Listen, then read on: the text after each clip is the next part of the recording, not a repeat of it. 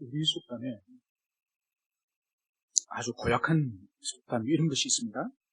사람을 보고 짐승만도 못한 인간이다, 이런 말이 있는 거죠. 그러니까 매우 폐륜적이고 매우 도덕성이 결여되어 있는 그런 사람을 향해서 짐승만도 못한 인간이다, 이렇게 말을 하는 것이죠. 여러분, 짐승은 아무리 그 짐승이 사람을 물거나 사람을 해치거나 아니면은 그 짐승이 온전하지 않은 짓을 하더라도 그 짐승은 절대로 짐승 이하의 수준이 되지 않습니다. 그 짐승은 항상 망가지더라도 짐승의 수준으로서 살아가는 것입니다. 왜냐하면은 짐승은 짐승으로 하나님이 지으셨기 때문에 그 짐승 이하가 될 수가 없습니다. 그래서 짐승이 사람에게 어떤 해를 끼치거나 사람들이 어떤 나쁜 결과를 가져온다 할지라도 짐승이 죄를 지었다고 말하지는 않습니다.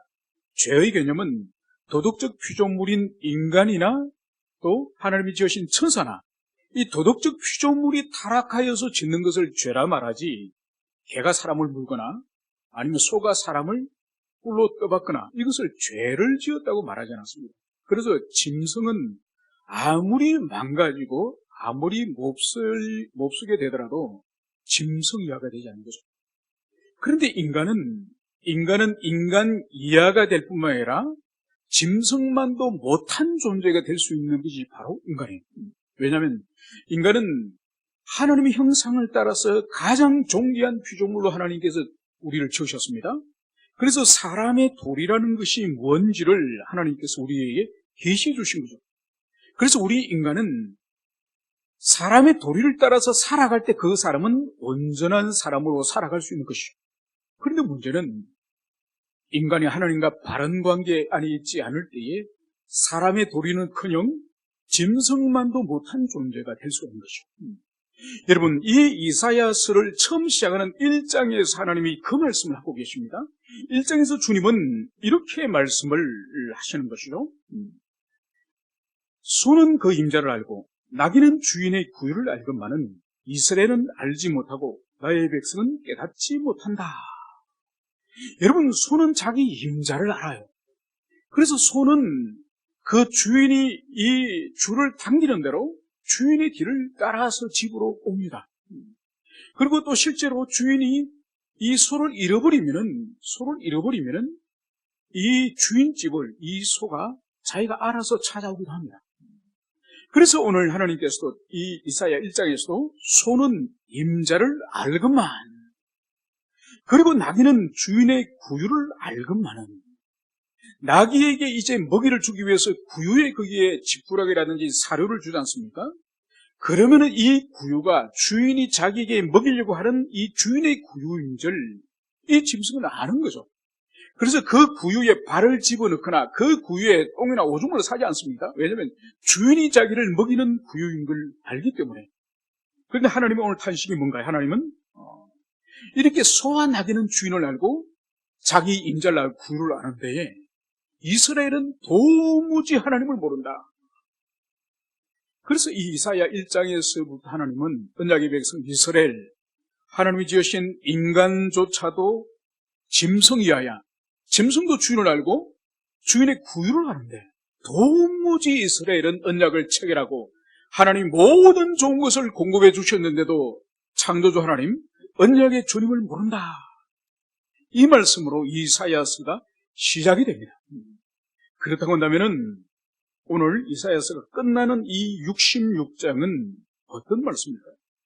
이 66장 또한 1장에서 시작된 창조주 하나님을 모르고 또 언약의 주님을 모르는 이스라엘, 그것을 오늘 여기도 벗어나지 않습니다. 오늘 66장도 결국은 하나님의 말씀이 뭔가? 하나님과 바른 관계 안에 있는가? 하나님과 바른 관계 안에 있도록 권면하는 것이 이사야 이 전체의 중요한 주제라 할 수 있습니다. 그래서 하나님을 사랑하고 그분을 경외하고 그래서 그분을 순종하는 이 삶으로 돌아올 것을 이사야서는 끊임없이 책망하시고, 그렇게 살지 않는 이스라엘 백성들 향해서는 심판과 징계를 명령하시고, 또 돌아오는 백성들에게는 주님께서 회복의 은혜를 주시겠다, 이 말씀이 이사야서 전체에 걸쳐서 반복적으로 말씀을 하시는 거죠. 그러면 오늘 이사야서 66장을 이제 끝내는 이 시점에 오늘 주님께서 마지막으로 언약의 백성들에게 호소하는 말씀이 뭔지를 오늘 우리가 잠시 살펴보고자 합니다. 오늘 1절은 주님께서 이렇게 말씀하십니다. 여호와께서 이와 같이 말씀하시되 하늘은 나의 보좌요 땅은 나의 발판이니 너희가 나를 위하여 무슨 집을 지으랴 내가 안식할 처소가 어디랴. 오늘 하나님께서는 언약의 백성들에게 오늘 하나님 당신 성품 속성에 대해서 오늘 여기서 계시하는 것을 여기서 볼 수 있습니다. 바로 하늘은 나의 보좌고 땅은 나의 발판이다. 이 말씀을 여기서 하고 있는 거죠. 여러분, 이 이미지는, 이 말씀은 고대 왕국에 있어서 왕들이 보좌에 앉는 그 이미지를 여기서 가져온 것을 볼 수 있습니다. 어떻게 왕들이 보좌에 앉죠? 이 대궐 마당에는 신하들이 이제 만조백관들이 쭉 나열을 쓰고 보통 왕들은 훨씬 높은 대위에 보좌를 설치하지 않습니까? 대위에 이제 보좌를 설치하고 그 보좌에 이제 왕이 그 자리에 좌정해서 앉는 것이요. 앉으면서 주목해 볼 것은 뭔가 하니까 이 왕의 발을, 이 보좌에 앉아서 이 발을 올리는 이 발걸이가 있습니다. 발걸이. 오늘 여기서 오늘 사용하고 있는 발판, 이것을 말하는 거죠.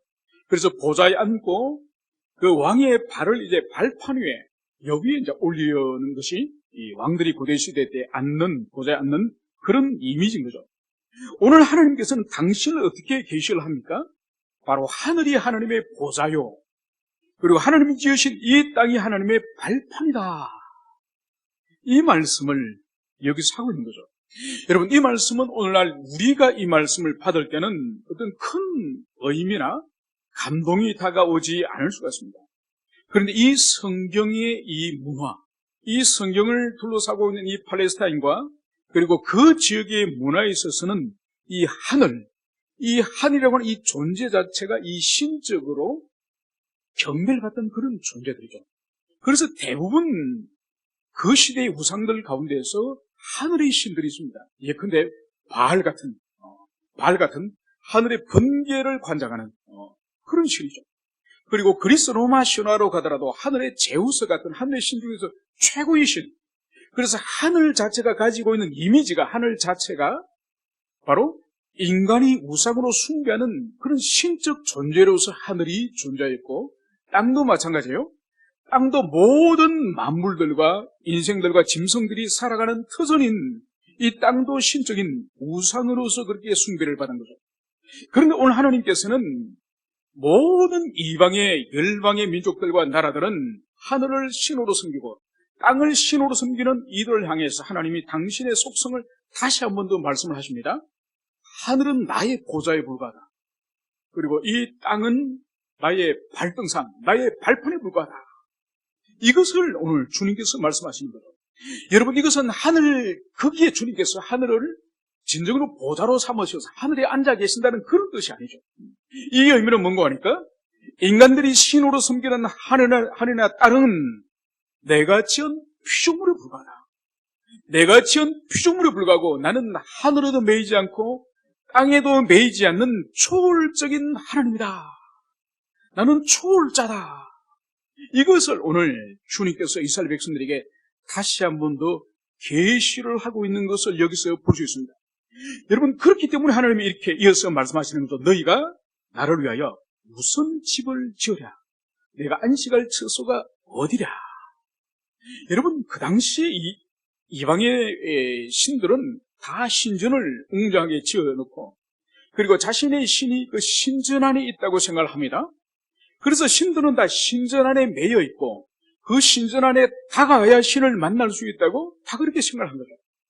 그런데 주님은 하늘이 보좌시고 이 땅이 발판이시기 때문에 어떻게 하나님을 위해서 어떻게 집을 지을 수가 있겠습니까? 이방의 신들처럼 집을 지어서 하나님을 거기에 어떻게 모셔둘 수가 있겠습니까? 그래서 하나님께서는 내가 안식할 처소가 어디랴? 이방의 신들은 신전 안에서 안식하고 신전 안에 이방 신들이 있고 그래서 신전을 통해서 자신의 백성들을 만난다고 그렇게 생각을 했지만은 하나님은 그런 분이 아니라는 거죠. 하나님은 초월자, 시간과 공간과 이 모든 당신이 지으신 이 피조 세계와의 초월적인 그런 존재다. 이것을 오늘 여기서 상기를 시키는 것을 볼 수 있습니다. 여러분, 이것은 오늘날 우리들에게 있어서도 우리가 매우 중요한 묵상의 내용입니다. 우리가 끊임없이 하나님에 대한, 하나님의 성품에 대한 묵상이 우리 인생에 너무너무 중요합니다. 그래서 하나님에 대한 우리의 묵상의 두 재료가 뭐죠? 하나님의 성품, 그리고 두 번째로 하나님 행하신 사역, 이것을 끊임없이 묵상해야 되는 거죠. 그래서 하나님의 속성 가운데 하나님의 여기서 등장하는 이 초월성, 이 영원성, 그래서 하나님께서는 불변하신 하나님, 우리 인간은 변덕이 쭉 같지만은 하나님은 불변하신 영원하신 그 하나님의 성품, 그리고 시간과 공간을 초월하시는 그 하나님, 그래서 그분의 크심에 대해서 우리가 끊임없이 묵상할 때에 바로 우리가 그분을 신뢰하고 의존하고 순종할 수 있는 모든 힘이 그분의 성품에 대한 정직한 그 묵상, 그 인식으로부터 나옴을, 그것을 우리가 가슴에 새게 될 것입니다. 그러면서 오늘 주님은 이어서 이렇게 말씀하고 있습니다. 나 여호와가 말하노라. 내 손이 이 모든 것을 지었으므로 그들이 생겨났느니라. 여러분, 우리 시대에 가장 현저하게 약화된 기독교 신앙 가운데 하나를 들라고 한다면은 아마 창조신앙이 오늘날 우리에게 가장 약화된 우리 그리스도인들에게조차도 하나님께서 만물을 지으시고 우리 사람을 지으셨다는 것을 문자 그대로 믿는 사람들이 현저하게 줄어들었습니다. 이것은 특히 19세기, 20세기 과학이 고도로 발달하면서 모든 이 자연현상, 이 피조세계 현상을 이제는 과학으로 다 해석할 수 있다고 생각을 하면서 이성을 하나님의 자리로 이제 올리면서 창조는 성경에는 있지만은 그러나 진짜 나는 믿는 것은 아니다, 이렇게 생각하는 사람이 얼마나 많은지 모릅니다. 여러분, 창세기 1장의 창조를 믿지 않는 사람은 절대로 계시록 22장에 있는 새 창조를 믿을 수가 없습니다. 하나님께 당신의 이 첫 창조가 완전한 창조였지만은 인간의 타락을 통해서 그 저주가 모든 사물들 가운데, 피조세계 가운데 오염되었기 때문에 주님께서는 계시록 말미에서 반드시 만물을 갱신하시겠다, 이 약속을 하신 겁니다. 그래서 창세기 창조를 믿지 않는 사람은 계시록의 새 창조를 절대로 믿을 수 없는 것이죠. 여러분, 그런 사람은 사실 다른 것들을 믿어도 사실 기독교 신앙의 믿음의 첫 번째 관문이 하나님의 만물을 지으셨음을 선포하는 건데, 그거를 믿지 않는 사람은 기독교의 다른 어떤 진리와 교리를 믿는다 할지라도 엄밀히 말해서 그 사람은 기독교에 아직 입문도 하지 못했다, 그렇게 볼 수 있는 거예요. 그래서 오늘 주님께서는 이 이스라엘 백성들이 지금 포로로 돌아올, 이들이 지금 현재 머물고 있는 곳이 어디입니까? 바벨론이에요. 바벨론은 수많은 우상들과 수많은 신들이 있지만은 오늘 주님께서는 이 절에서 나 여호와가 내 손으로 이 모든 것을 지으느니라. 오늘 하나님 당신께서 이 모든 사물을 지으셨음을 오늘 언약 백성들에게 다시 한번 쐐기를 박듯이 오늘 그것을 오늘 선언하고 있습니다. 여러분들 모두에게 하나님의 창조의 그 신앙이 있기를 소망합니다.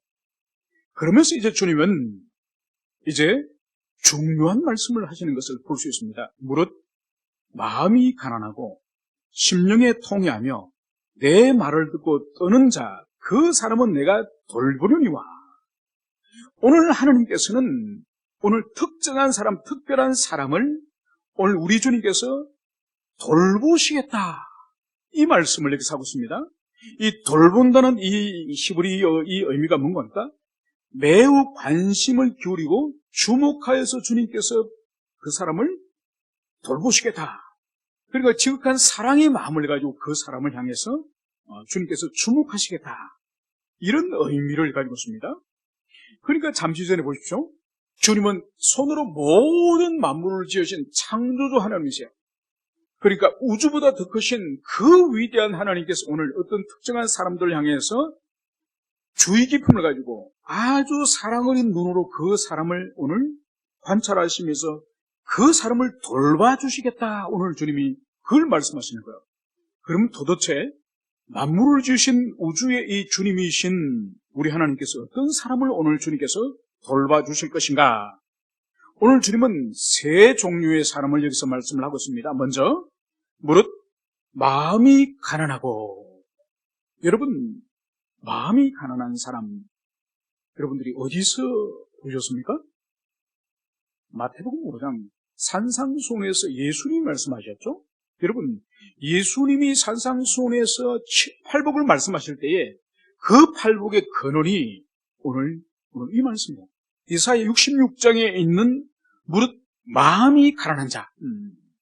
여러분 마음이 가난한 자를 우리 예수님께서는 어떤 복을 주시겠다 말씀하셨습니까? 천국이 저희 것이요. 여러분 심령이 가난한 자에게 있어서는 하나님께서 다른 것이 아니라 천국을 아예 선물로 주시겠다는 거예요. 천국이 그의 것이라. 이 말씀을 주님이 약속하신 거죠. 여러분 마음이 가난하다는 의미가 뭘까요? 여러분 마음이 가난하다는 의미는 이것은 신약에서도 우리 주님이 말씀하셨다시피 이것은 마음이 파산의 상태. 여러분 가운데 혹시 파산을 경험한 분이 있습니까?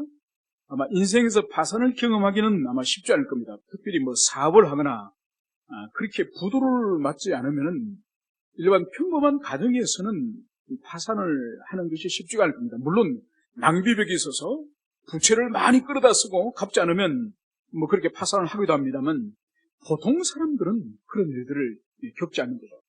여기서 마음이 가난하다, 심령이 가난하다는 것은 마치 파산을 당해서 사면초가와 같이, 그래서 사람들에게 그 빚쟁이들에게 쪼달려가지고 쫓겨다니는 그 심령의 상태, 그 나장인 심령의 상태가 바로 이 마음이 가난한 상태, 이것을 말하는 거죠. 여러분 그러면 마음이 어떻게 가난해질까요? 마음이 우리가 어떻게 가난해질까요? 꼭 부도가 나야 가난해질까요? 아니면 우리 자신의 어떤 몸에 큰 불치병이 걸려야 가난해질까요? 아니면 우리 가정에 어떤 큰 예기치 못했던 위험을 만났을 때 가난해지는 것을 말할까? 그것이 아닙니다. 여기서 이 마음이 가난하다는 것은 자기의 영혼에 대한 성찰의 결과로 말미암은 가난을 말하는 거예요. 영적 가난을 말하는 거예요. 여러분 그렇다고 한다면은 마음이 가난해지지 않을 수 있는 사람이 있을까요? 이 세상에 아무도 없습니다. 심지어 사도 바울조차도 자신이 공부한 자로다, 자신이 죄인 중에 괴수로다, 바울이 그렇게 고백하지 않았습니까? 여러분 그 하나님의 사람조차도 영혼의 공고함이 찾아올 때는 죄인 중에 괴수라고 자신을 고백하고 자신이 공고함을 고백할 정도로 한다면은 우리 자신이 자기 영혼에 관심이 없어서 그렇지, 자기 영혼을 하나님의 말씀과 성령의 조명을 통해서 자신을 바라볼 때는 아무런 소망이 없는 더러운 누더기 같은 영혼의 상태가 바로 우리 자신의 상태인 거죠. 그래서 우리가 정직하게 하나님의 말씀과 성령의 조명을 받으면은 우리 마음은 언제나 사실 우리가 가난할 수밖에 없는, 절망할 수밖에 없는 그런 영혼의 상태인 것을 우리는 기억해야 될 것입니다. 그리고 이어서 심령에 통회하며, 여러분 통회란 의미가 뭔가요? 이것은 찢어지도록 아픈, 이것은 심령의 고통을 말하는 거죠. 여러분 우리 예수님께서 마태복음 5장 산상수훈에서 이 심령의 통회, 이 애통하는 자에게 어떤 복을 주셨습니까? 바로 주님께서 위로해 주시겠다, 주님께서 위로해 주시겠다고 하는 약속을 하셨습니다. 여러분 우리가 진정으로 우리 영혼을 성찰하고 우리 삶에 허락된 그런 비참함을 성찰할 때에 우리 영혼이 얼마나 찢어지들지 아닙니까? 그죠? 여러분 많은 성도들이 정말 비참한 가운데 떨어져 있음에도 불구하고 영적으로 회복을 누리지 못하는 대부분의 원인이 뭔지 아십니까? 자기 영혼의 비참함을, 애통함을 발견하지 못하는 거예요. 그러니까 영혼의 비참함을 보는 것이 아니라 환경의 어려움을, 환경의 그 애달픔을, 그것을 넋두려 하는 거예요. 여러분, 이것은 하나님의 은혜를 받는 것이 아니에요. 이걸 우리 그리스도인들이 잘 기억을 해야 됩니다. 여러분, 우리 인생에 비참한 일과 애통스러운 일들이 많지만은 그것을 신세 타령하듯이 푸념식으로 주님 앞에 다가가서는 안 됩니다. 진정으로 자기 영혼을 바라보고 영혼이 찢어질 듯한 그 애통함이 있을 때에 하나님의 위로를 받는 거예요. 그래서 육적으로, 하나님은 반드시 영적으로 반응하기를 원하시는데 영적으로 반응하지 못하고 육적으로 반응을 할 때는 하나님의 위로하심을 입지를 못하는 것입니다. 그래서 우리는 이 애통한 일을 당할 때에 육적인 반응이 아니라 바로 영적으로 반응할 수 있도록 여러분들이 그러한 은혜가 있기를 축원합니다. 이어서 주님, 내 말을 듣고 떠는 자. 여러분, 하나님의 말씀을 듣고 떠는 자라고 하는 의미가 뭘까요? 여러분, 여기서 뜬다는 것은 두려워하다, 경외하다, 무서워하다, 이런 의미입니다. 여러분, 이것은 깊은 산 속에 가서 호랑이를 만나거나 맹수를 갑자기 만나서 공포심을 느끼는 그런 두려움을 말하는 것이 아닙니다. 여기서 말씀을 듣고 떠는다고, 이것은 바로 말씀의 주인이신 하나님에 대한 경외의 마음, 하나님에 대한 경외가 있기 때문에 그분의 말씀에 대한 경외가 사실 가능한 거죠. 그래서 오늘 여기서 말씀을 듣고 떠는 자, 바로 하나님의 말씀에 대해서 올바르게 반응할 수 있는 자. 하나님의 말씀은 지금 진노와 심판을 선포하는데도 전혀 하나님의 그 진노를 경험하지 못하고 하나님께서 지금 위로를 하시는데 그 위로를 주님께 주시는 위로를 말씀과 성령을 통해서 경험하지 못한다고 한다면은 오늘 여기서 말씀에 떠는 자라고 할 수 없는 것이죠. 여러분, 말씀에 떨기 위해서 제일 중요한 것은 그 사람이 회심을 해야 돼요. 중생을 하지 않고 회심을 하지 않으면은 말씀에 절대로 반응을 할 수 없어요. 반응을. 왜냐하면 영혼이 먼저 살아나는 일이 있을 때에 영혼이 살아난 사람들이 말씀에 올바르게 반응을 할 수 있기 때문입니다. 그래서 여기서 말씀을 듣고 떠는 것이 얼마나 큰 복이죠. 얼마나 큰 복이죠. 여러분, 그래서 신앙생활을 오래 하더라도 영혼에 변화가 없는 사람의 공통적인 특징이 뭔가 하니까 하나님의 말씀에 합당하게 반응을 못해요. 주님의 경고와 책망과 진노의 음성을 바라는데도 그것에 대해서 두려움이나 그것에 대해서 스스로를 성찰하는 그런 반응을 못하는 거예요. 또 주님이 위로의 말씀을 주시는데 그 말씀을 통해서 성령께서 위로를 주시는데도 자기는 위로를 얻지 못하는 거예요. 그래서 교회 올 때도 우울하게 왔고 집에 돌아갈 때도 여전히 우울하게 집에 돌아가는 거예요. 그것은 바로 말씀을 듣고 떨지 못하기 때문에, 말씀을 듣고 떨지 못하기 때문에 그런 것인 것입니다. 오늘 주님께서는 그 사람을 내가 돌보려니와 바로 마음이 가난한 자, 그리고 심령에 통회한 자, 그리고 하나님의 말씀 앞에 반응하여서 뜨는 자, 바로 이러한 인생을 주님께서 지극한 관심을 가지고 주님께서 그 사람을 돌보시겠다, 오늘 이 약속을 하는 것을 볼 수 있습니다. 그러면서 주님께서는 이러한 하나님에 대한 합당한 반응, 합당한 관계를 가지고 있는 사람과 오늘 반대되는 사람을 오늘 3절에서는 이렇게 말씀하고 있습니다. 그들은 자기의 길을 택하며 그들의 마음은 가정한 것을 기뻐한 자. 오늘 하나님과 바른 관계 안에 있는 사람과 대비되어지는 오늘 또 한 무리의 사람들이 있으니 바로 자기의 길을 택하며, 자기의 길이 따로 있는 거예요. 하나님께서 그 사람에게 가라고 한 그 길을 걸어가지 않고 하나님의 말씀을 통해서 우리 인생에 도리가 있는데 그 도리를 걷지 않고 자기 길을 자기가 택하는 거예요. 하나님께서 뭐라고 말씀하든지 간에 나는 이렇게 살겠다는 거예요. 나는 이렇게 하고 싶다는 거예요. 나는 이것이 좋다는 거예요. 나는 평생을 이뤄왔기 때문에 나는 이 길을 가겠다는 거예요. 바로 오늘 주님께서 말씀하시는 것이 자기 길을 택하며 그들의 마음은 가정한 것을 기뻐한 자. 그들의 마음이 하나님이 기뻐하지 않으시는 가정한 것을 오히려 그들은 기뻐한다. 이 말씀을 여기서 하고 있는 거죠.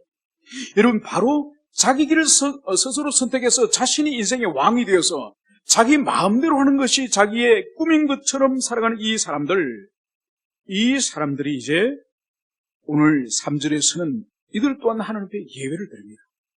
이들의 예배를 하나님은 어떻게 판단하시느냐? 오늘 여기서 소를 잡아들이는 것은 살인함과 다름이 없이 하고, 어린 양으로 제사를 드리는 것은 개의 목을 꺾음과 다름이 없이 하며, 예물은 돼지의 피와 다름이 없이 하고, 분향하는 것은 우상을 찬송함과 다름 없이 하는 여러분, 오늘 여기서 가만히 보십시오. 소를 잡아드리는 것, 어린 양을 제사로 드리는 것, 그리고 예물을 드리는 것, 그리고 분향하는 것. 여러분, 이것은 레위기를 따라서 공정한 제사예요. 이것 자체가 불법적인 거예요. 공정한 제사예요. 소를 드리거나 어린 양을 드리거나 분향하는 거나 예물을 드리는 이것은 성경이 하나님 말씀하신 예배 드린 방식이에요. 예배 드린 방식이지만은 오늘 자기 인생을 자기 마음대로 선택하고 하나님 기뻐하지 않는 그것을 자신은 가정한 것을 기뻐하는 이런 인생이 드리는 제사, 그 제사를 하나님이 어떻게 보시느냐? 소를 잡아드리는, 여러분, 소는 가장 큰 제물이죠. 엄청나게 큰 이 제물, 부자가 아니면 결코 소를 하나님께 제사 제물로 드릴 수 없습니다. 그러나 소를 잡아드린다 할지라도 하나님 앞에서는 그 일이 어떻게 보인다고? 살인하는 것과 같다는 거예요. 여러분, 가장 큰 제물, 가장 작은 제물은 비둘기를 하나님께 가난한 사람들은 드리지 않습니까? 비둘기가 아니라 황소를 잡아드린다 할지라도 자기 인생을 자기 마음대로 살아가고 하나님 기뻐하지 않는 가정한 일을 행한 그 사람이 드리는 황소는 사람을 죽이는 살인과 진배가 없다. 이 말씀을 주님이 하시고, 그리고 어린 양으로 제사를 드리는 것, 여러분, 어린 양도 고대 시대에는 엄청 비싼 제물이었습니다. 그래서 어린 양을 하나님께 제사로 드린다 할지라도 그 어린 양의 제물을 하나님은 어떻게 보신다고요? 개의 목을 꺾음과 다름이 없이 하며. 여러분, 개를 하나님께 제물로 드리가 됩니까? 개를 제물로 드려서 되나요? 안 됩니다. 개는 하나님께서 가정스럽게 그런 거예요. 그런데 개의 목을 꺾어서 개를 하나님의 이 제단에 제물로 올려드리는 것처럼 아주 가정한 짓이 되고 만다. 이 말씀을 하는 거죠. 그래서 아주 기름지고 귀한 어린 양이라 할지라도 하나님을 왕으로, 하나님을 인생의 주인으로 인정하지 않는 사람의 어린 양의 제사는 개를 제물로 드리는 것과 다름이 없다. 이 말씀을 하며, 또 드리는 예물, 각종 곡식이라든지 아니면 과일이라든지 이 하나님이 첫 번째 주신 이 곡물들이나 과일을 제물로 드리지 않습니까? 그것 또한 하나님의 앞에서는 어떤 의미가 있죠? 돼지의 피와 다름이 없다. 여러분, 개를 하나님 앞에 제물로 드리는 것이 가정한 것인 것처럼 이 돼지 피를 하나님의 성전에 가져오면 이것은 절대로 있을 수 없는 일이에요. 그래서 자신이 아무리 곡식 처음 익은 거로, 과일 처음 익은 거로 하나님께 드린다 할지라도 자기 인생에 하나님을 왕으로, 하나님을 주인으로 인정하지 않고 자기 마음대로 살고자 하는 그 인생에게는 돼지 피를 하나님께 드린 것과 다름이 없다. 그리고 마지막으로 이제 분향하는 것.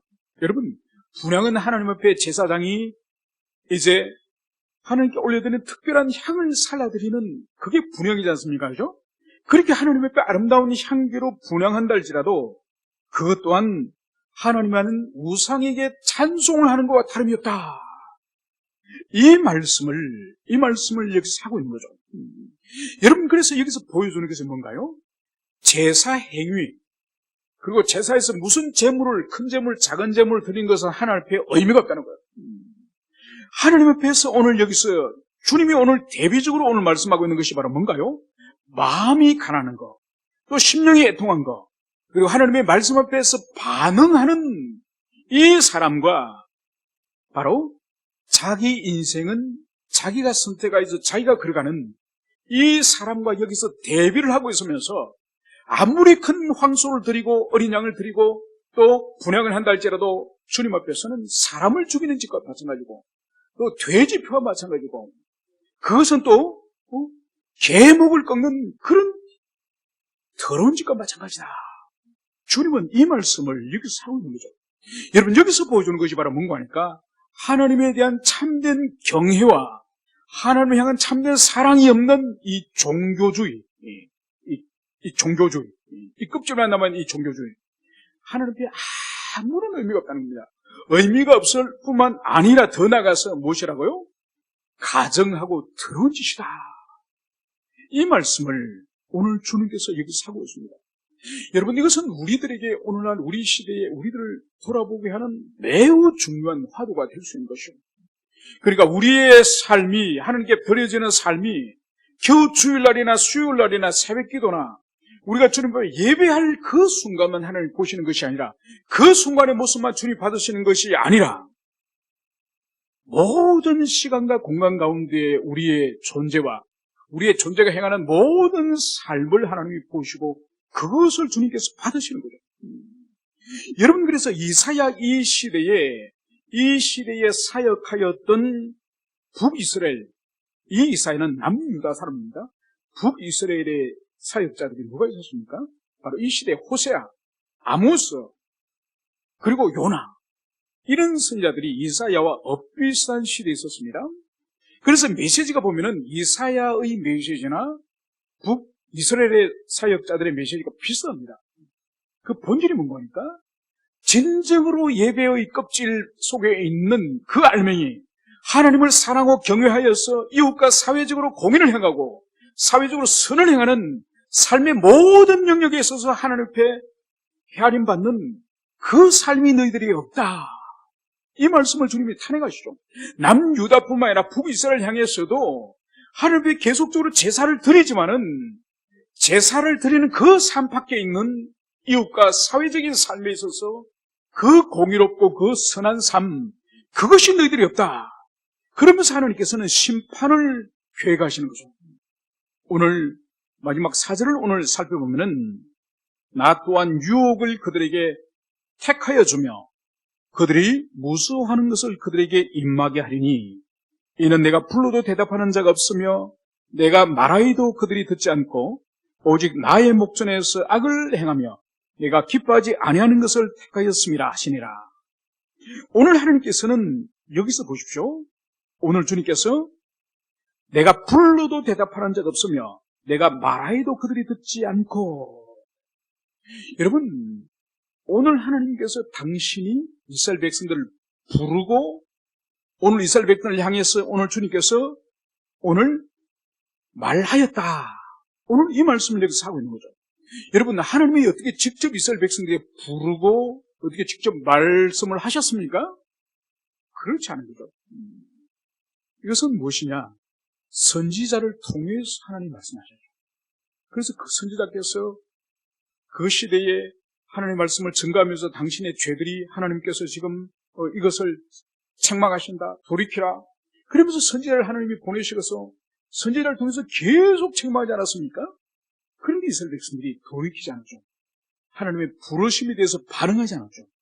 하나님께서 말씀을 이스라엘 백성들에게 건네고 그들이 회개를 촉구하였지만은 그들이 아무런 반응을 하지 않았습니다. 반응을 하지 않을 뿐만 아니라 더 나아가서 나의 목전에서 악을 행하고 주님이 기뻐하지 않는 것을 택하였다. 이 말씀을 여기서 주님이 하시는 거예요. 여러분, 오늘날도 마찬가지입니다. 어느 시대든지 하나님께서 말씀하지 않는 시대가 있을까요? 항상 주님은 어느 시대든지 말씀을 하세요. 문제는 우리가 반응하지 못하고 듣지 못하고 우리가 그것을 마음에 새기지 못할 뿐이지 항상 주님께서는 당신의 종들을 통해서 말씀을 하시는 거죠. 여러분, 그래서 오늘날도 우리 각자가 속해져 있는 개교회에서 선포되어지는 말씀에 대해서 1차적으로 반응할 의무가 있습니다. 여러분, 오늘날 도시화가 되고 또 도시화가 되면서 극대화되면서 전통적인 교회의 역사 속에서 보기 힘든 그런 장면들이 있습니다. 뭔가 하니까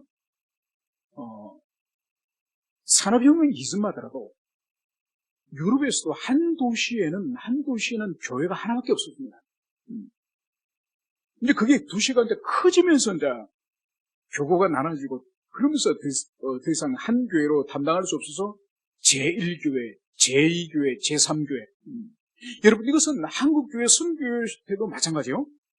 인천에도 교회가 세워질 때에 처음에 인천 제1교회, 인천 제2교회, 제3교회, 예전에 신의주, 이북에 있는 신의주도 신의주 제1교회, 신의주 제2교회 이렇게 시작이 됐습니다. 그러면서 이제 교회가 점점 더 많아지고 또 교파들이 들어오고 그러면서 20세기, 21세기 들어와서 오늘날은 어떻게 됐습니까? 한 도시 안에 많은 교파의 교회들이 있고 더 나아가서 오늘날은 스마트폰이라는 게 있어가지고 자기 교회 목사보다 훨씬 탁월한 실력을 가지고 있고 탁월하게 매끄럽게 설교를 하고 그리고 훨씬 예배 분위기가 좋은 그런 교회의 예배 시간도 오늘날은 스마트폰만 보면 다 들을 수 있습니다. 문제는 여기에 오류에 빠질 수 있다는 것입니다.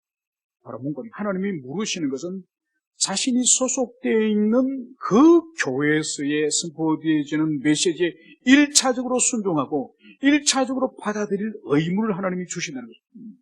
많은 사람들이 오늘날 이것을 잘 모르는 사람들이 많습니다. 그래서 마치 이 쇼핑센터에서 이 백화점에서 쇼핑하고 또 저기 가서 하듯이 여러분 하나님의 말씀을 순종하지도 않을 말씀을 얼마나 많이 주워들어서 귀만 커지는 그런 신자들이 오늘 많은지 모릅니다. 그것은 어떻게 보면은 자신의 책임만 무겁게 만드는 자기 스스로 그 말씀을 들었기 때문에 순종해야 될 책임만 스스로 무겁게 지우는 것이고 하나님께서는 1차적으로 목양받는 교회에서 1차적으로 말씀에 순종하게 하는 그 영적 원리를 오늘날 현대인들은 모르고 있다는 것이 너무나도 안타깝습니다. 그래서 오늘 주님께서는 오늘 말을 건네시고 오늘 불러도 오늘 너희들이 대답이 없다. 그리고 더 나아가서 너희들이 목전에서 악을 행하고 하나님 기뻐하지 않는 것을 너희들이 택하였다. 그러면서 오늘 주님께서 오늘 어떤 징계를 어떤 심판을 주실 것인가 오늘 4절에 초도 있는 오늘 말씀을 통하여 우리가 살펴보고자 합니다. 바로 나 또한 유혹을 그들에게 택하여 주며 그들이 무수하는 것을 그들에게 임하게 하리니 오늘 하나님이 주실 심판을 2가지를 여기서 말씀을 하고 있습니다. 유혹을 그들에게 택하여 주며 여러분 우리 성경에서는 유혹을 그들에게 준다고 택하여 준다고 말씀을 하고 있는데 엄밀히 말해서 유혹을 준다고 하기보다는 이 유혹이란 이 히브리어 단어가 이게 소년 또 아니면은 소년처럼 어린아이처럼 변덕스러운 이런 의미를 가지고 있습니다. 그렇다고 한다면은 유혹을 그들에게 택하여 준다는 이 의미는 어떤 의미인가 하니까 정확하게 더 해석을 하면은 전혀 예측할 수 없는 방식으로 그리고 전혀 예측할 수 없는 방식으로 심판을 행하시겠다는 거예요. 여러분 우리가 어떤 사고를 당하거나 어떤 어려움을 당할 때에 그 일이 점점 어려워져가는 조짐을 보이다가 일이 터지는 거랑 전혀 예기치 못하게 그 일을 당하는 거랑은 완전히 충격이 다르죠. 오늘 하나님께서 이렇게 하나님 당신을 향해서 올바르게 반응하지 않는 말씀에 순종하지 않고 주님이 불러도 응답하지 않는 이 인생을 향해서 먼저 전혀 예기치 못한 그런 심판의 방식으로 주님께서 오늘 형벌을 주시겠다. 이 말씀을 여기서 하고 있습니다. 여러분, 사람들이 예기치 못했던 그런 큰 충격을 받을 때에 참 어려운 일을 당하는 것을 볼 수가 있습니다. 저희 어릴 때도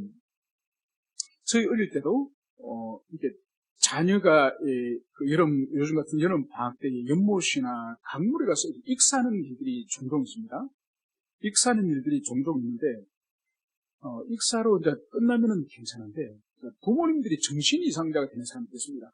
그러니까 어린 아이가 강물에 빠져 죽고 그 시신을 보고 나니까 아버지나 어머님이 정신을 잃어버린 거죠. 근데 그게 일시적으로 쇼크가 아니라 정신 이상이 죽을 때까지 그렇게 사시는 거예요. 그리고 완전 폐인이 되어버리는 그런 경우를 봅니다. 그리고 전혀 예기치 못했던 천천병력 같은 그런 일을 당하니, 그러니까 정신을 잃어버릴 정도로 그 정도로 큰 환난을 당하는 것이죠. 두 번째로 이제 하나님이 주실 오늘 심판 징계가 뭐냐? 바로 그들이 무서워하는 것을 그들에게 임하게 하니. 여러분, 그들이 무서워하는 아주 공포스러운, 전혀 예기치 못한 공포스러운 일을 이제 하나님께서 허락하신다는 거예요. 그래서 조금도 샬롬이 없는, 조금도 평안이 없는 두려움을 오늘 주님이 주시겠다고 말씀하셨는데, 이것은 바로 전쟁의 상황이라든지 아니면 경제적인 파산이라든지 아니면 육체에 예기치 못했던 큰 질병을 당하는 이런 일이지 않습니까? 여러분, 8월 15일 날 우리가 텔레비전 보던 분들이 그날 낮에 깜짝 놀라는 해외 외신을 여러분들이 접하셨죠? 아프가니스탄 사태가 그것이 아닙니까? 여러분, 그래서 어제 오늘도 계속 텔레비전에 보도를 하고 있습니다만 그 미군 비행기가 그 속에 철수를 하면서 한 600명을 콩나무 시루처럼 실었더만요. 그래도 그것을 끝까지 참아 타려고 이 비행기가 이륙할 때에 그 비행기 바퀴, 그 동체 그 바퀴에 붙들고 탔던 사람이 이 바퀴에 끼었더만요. 바퀴 끼어가지고 비행기 안에서 비행기 창에서 그걸 찍으니까 사람이 시체가 하늘에 바람에 펄럭펄럭이면서 흐르면서요.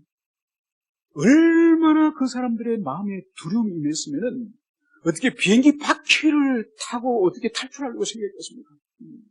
그러니까 지금 아프가니스탄에는 이 죽음의 공포가 그 나라를 완전히 지금 뒤덮고 있는 것이요. 여러분, 그래서 가장 지금 큰 타겟이 바로 여성들이었어. 지금 이 반군들이 들어와서 제일 먼저 하는 것이 바로 뭔가 하니까 이 반군들이 지금까지 전쟁 가운데서 얼마나 그들이 여러 가지 그런 욕구 불만적인 부분이 있지 않습니까? 그것을 해소하기 위해서 제일 먼저 아프가니스탄을 점령하면서 이 여성들의 이 리스트를 작성한 거예요. 그래서 이 반군들과 짝을 지어주고, 그리고 학교를 다닌 여성들은 자기 졸업장과 모든 학교를 다녔던 이 책을 지금 다 불평합니다. 왜냐하면 이 탈리반 반군들은 여성들이 학교를 다니는 것은 도무지 용납할 수 없습니다. 그리고 엘리트 여성들 반드시 처형을 하거든요. 그리고 페미 여성이라든지 여성의 목소리를 낸 사람들은 반드시 다 죽입니다. 그래서 지금 아프가니스탄은 남자들은 도망을 가고 여성들은 도망도 못 가고, 여성들이 이제 반군들에게 도대체 어떤 참혹한 일을 당할지, 그러니까 그 나라 전체가 지금 죽음의 이 구렁텅이, 이 공포 가운데 지금 빠진 것이죠. 바로 오늘 성경은 바로 하나님 앞에 그렇게 가정하게 사는 자를 향해서 주님께서 이 말할 수 없는 이 공포, 이 샬롬이 없는 이 공포를 하나님 허락하시겠다, 이 말씀을 여기서 하고 있습니다. 이제 말씀을 정리하고자 합니다. 이사야서를 끝내시면서 하나님께서는 1장에서 인간이 짐승만 못하다는 그 말씀이 오늘 66장에서도 계속 이어지고 있음을 보여주셨습니다. 하나님과 바른 관계 안에 있을 것인가, 하나님과 바른 관계 안에 있지 않을 것인가에 따라서 하나님께서는 지극한 관심으로 사랑과 돌봄을 주님께서 행해 주시는가 하면은, 오늘 주님이 가정하게 여기는 이런 인생을 살아가는 이 인생을 향해서는 말할 수 없는 극도의 두려움과 공포와 하나님의 심판이 임할 것이다.